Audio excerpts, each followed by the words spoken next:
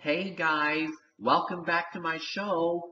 Today I'm going to review a movie about dinosaurs. It is another movie in the Jurassic Park series called Jurassic World. Let's begin with a music overture.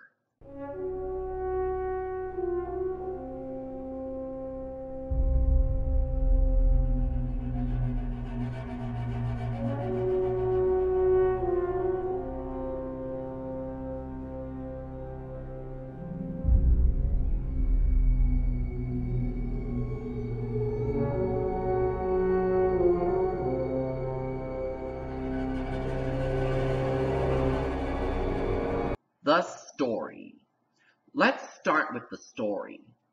Located off the coast of Costa Rica, the Jurassic World luxury resort provides a habitat for an array of genetically engineered dinosaurs, including the vicious and intelligent Indominus rex. When the massive creature escapes, it sets off a chain reaction that causes the other dinos to run amok. Now it's up to a former military man and animal expert to use his special skills to save two young brothers and the rest of the tourists from an all-out prehistoric assault. This Jurassic Park series movie captures the delight and suspense of the original films while adding a fantastic new cast, an epic new park, and bigger, scarier dinosaurs. Behind the scenes. Let's see how this film was made. The shark that was eaten by the Mosasaurus was CGI. All the birds seen in the movie were either filmed in their natural habitats or created by CGI. The Jurassic World Control Center set was created after doing research at Universal Studios theme park in Orlando, Florida. Production designers also based some of the set on the NASA control room. Director Colin Trevorrow was disappointed that the control room at Universal Studios was just a few guys and some small old monitors. The velociraptors were not portrayed entirely in CGI, unlike its previous portrayals. Three companies created the effects: series veteran Industrial Light and Magic, Image Engine, and Hybrid, the latter creating the holoscape Velociraptor hologram. Motion capture performers portrayed the raptors while they were in their enclosure, using YouTube videos of herons for the basis of portraying the raptors. Legacy Effects, a special effects company founded after Stan Winston's death by former members of Stan Winston Studio, created the raptor heads the motion capture performers wore, as well as full-size painted heads for use on set as lighting references. When viewed from the right, Delta's right eye appears with round pupils, and when viewed from the left, her left eye appears cat-like. This could be attributable to an error by the filmmakers. The dinosaurs in this movie were created using performance capture. Humans are portraying raptors. Director Colin Trevorrow went to Industrial Light and Magic before production and conducted a ton of tests. They found that when a human is behind the movements, you can feel the weight, and it feels unlike what we've seen before. Originally, possibly just as a placeholder, the design from Jurassic Park 3 was used for the raptors. For the most part, Industrial Light and Magic based the design of the velociraptors on Mark Crash McCreary concept art from the previous films, though each of the raptor pack's heads were each unique, and Charlie and Delta bore traits of the Jurassic Park 3 design. At one point, toddlers can be seen riding baby triceratops in the Gentle Giant's petting zoo. This scene was intended to be included in the first Jurassic Park film, with one of the children riding a baby trike. Special effects technicians worked on the effect for a year, but the scene was finally canned after Steven Spielberg felt it ruined the pacing of the movie. The Gentle Giant's petting zoo was filmed in a modified elephant enclosure at the Honolulu Zoo. The color, shape, and position of the Indominus Rex's eyes were based on the bird of prey, the northern goshawk. In the scene where we see a goat tied to a post in the middle of a field, trainers brought the goat to the set, they filmed him, and they watered and fed him between takes. One early concept of the Mosasaurus's enclosure was a shark tunnel, and in that concept, the Mosasaurus was eating a person, possibly having fallen during the pterosaur attack, in the presence of park-goers. Director Colin Trevorrow later came up with the idea of the Mosasaurus feeding show during one of his first meetings with executive producer Steven Spielberg and producer Frank Marshall. He mentions that in his original concept, there is a separate facility that mass produces the sharks the Mosasaurus eats via cloning.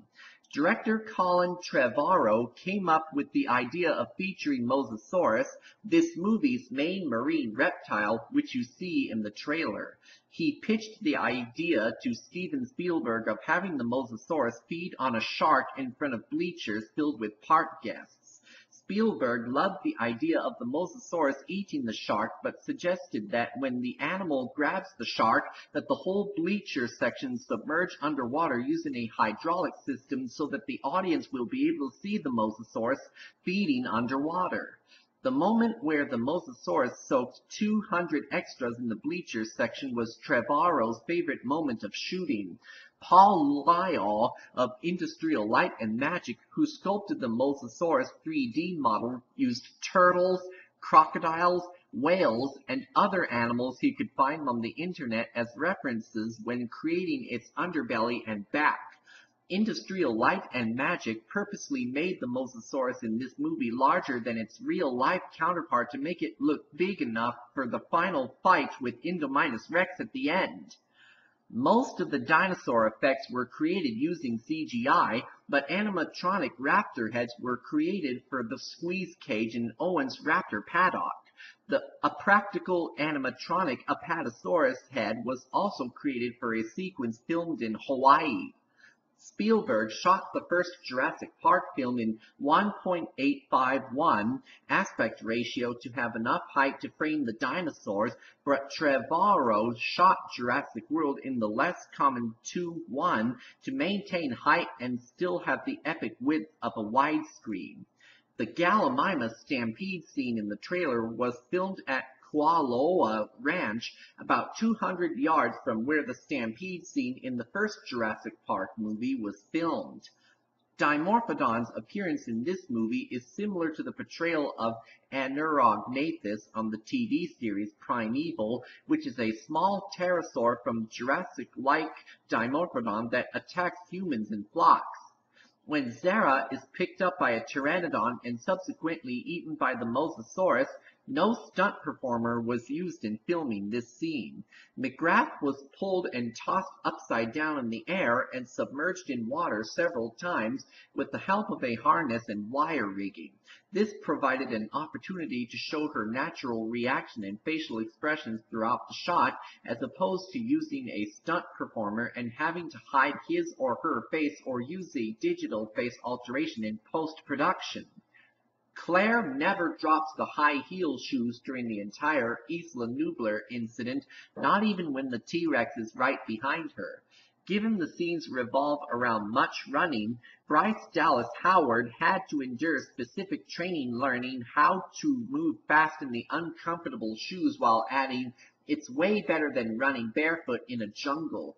In an interview with Cosmopolitan, Bryce Dallas Howard confirms that her character will not be wearing high-heel shoes in Jurassic World: Fallen Kingdom.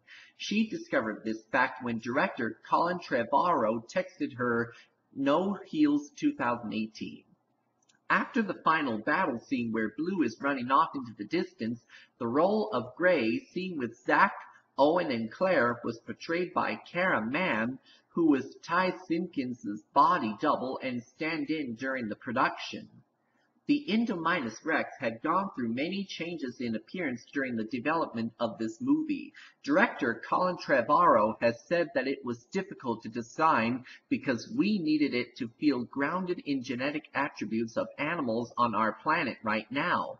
The first design was created by Legacy Effects as a digital sculpture.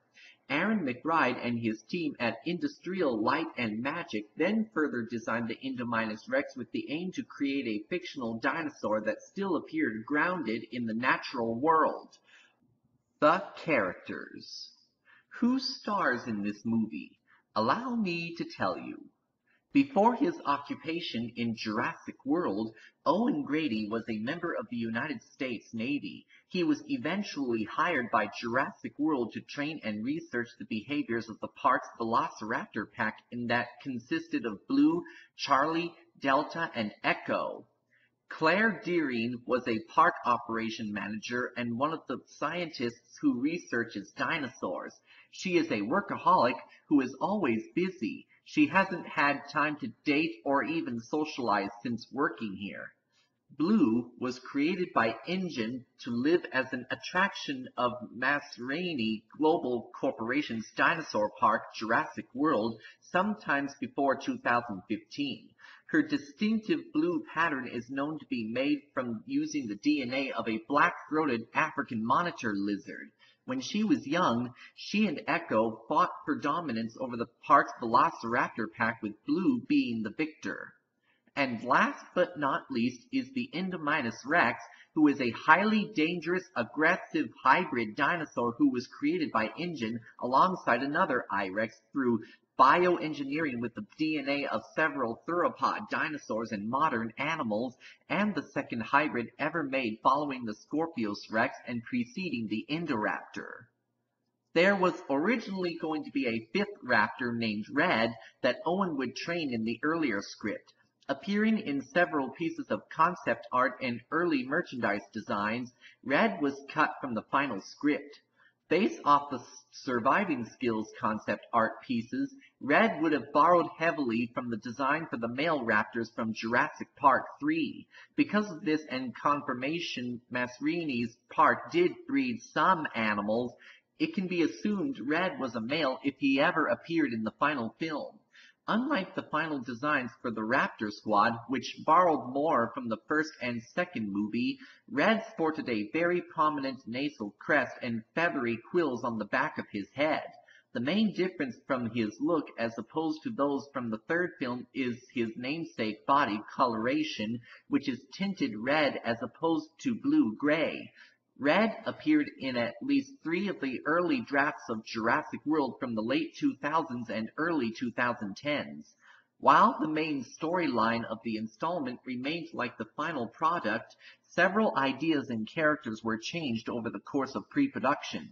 It is unknown if Red was supposed to be the 5th Raptor Squad member, or if he was replaced by one of the canon's 4 at some point, because the various versions of early scripts either don't mention the number of Raptors or fluctuated between 3 and 6.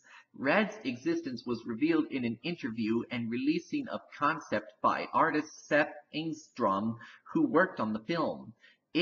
Most pieces of displaying film locations and the early Indominus Rex concepts can be found on the Wikia site for Jurassic World. The prequel novel, Evolution of Claire, which covers some of Claire Deering's past before the events of the fourth film, details Masrini importing several dinosaurs from Isla Sorna onto Nublar. One dinosaur prominently featured and appearing on the cover is ironically a male raptor with a remarkably similar look to Red. This is a coincidence. Also, in LEGO Jurassic World, The Secret Exhibit, and the series LEGO Jurassic World Legend of Isla Nublar, Owen has a dog with the same name. That is all I have for you. Now, I better get going before a dinosaur comes and causes trouble. I'll see you all later. Bye.